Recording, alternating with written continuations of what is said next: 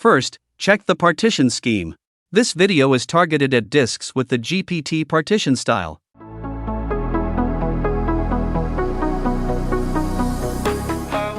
Execute the following command. The last part of the output shows the disk partition type. In our case, it is GPT. Second, check if Windows is using BIOS or UEFI. This video is targeted at systems running in UEFI mode.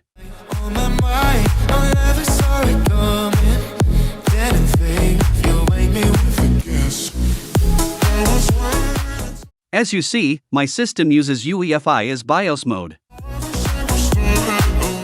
Third, is to disable Secure Boot. Some Linux distributions go well with Secure Boot and some do not, so I suggest you disable it.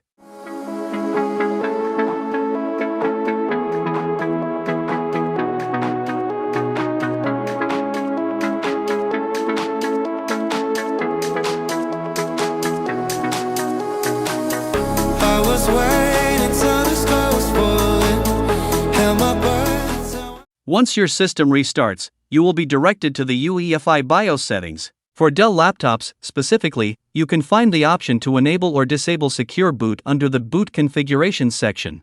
To disable Secure Boot, toggle the switch to the off position. Confirm the action by selecting Yes to disable Secure Boot and save the profile. Lastly, press the Exit button to restart the machine, applying the saved settings.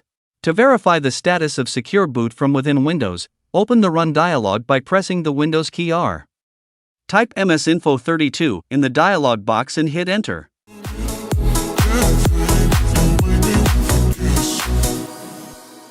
In your case, if the state shows as OFF, it indicates that Secure Boot is currently disabled on your system. Fourth, turn off device encryption.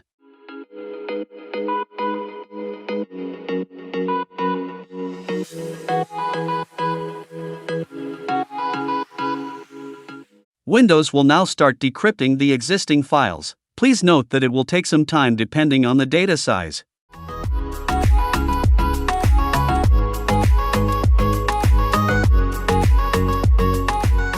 Fifth, let's create a separate partition for the Linux installation.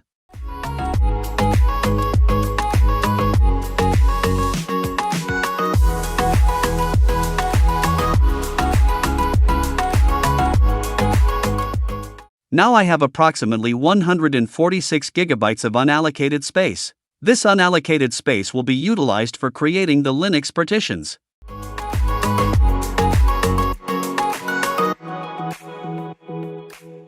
First step, download the ISO and create a bootable medium using Fedora Media Writer tool.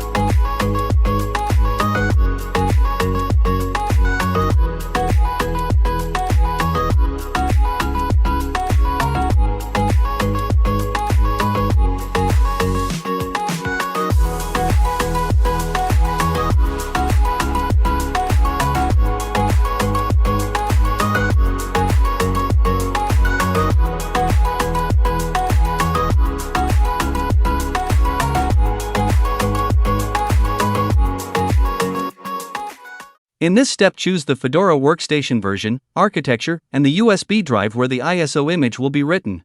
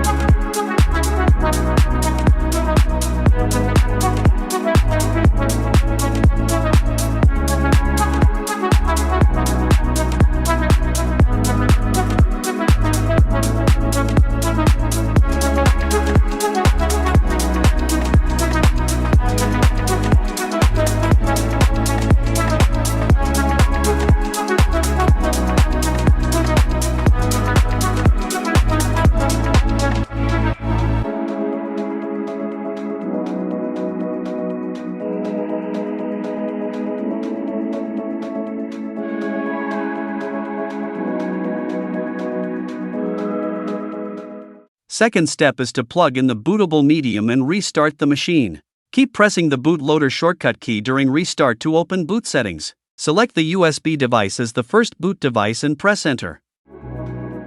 After a few seconds, the grub boot menu will appear. Choose Start Fedora Workstation Live option and hit enter. After successfully booting into the live operating system, you will be presented with an interface that provides the option to install Fedora automatically.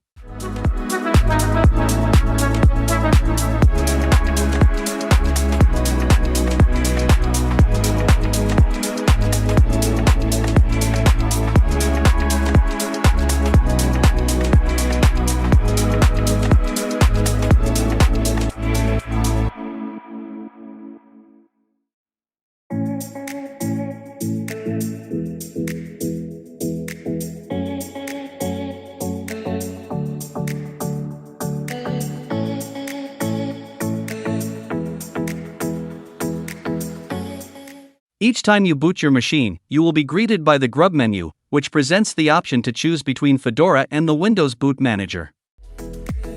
A setup wizard will open at first boot.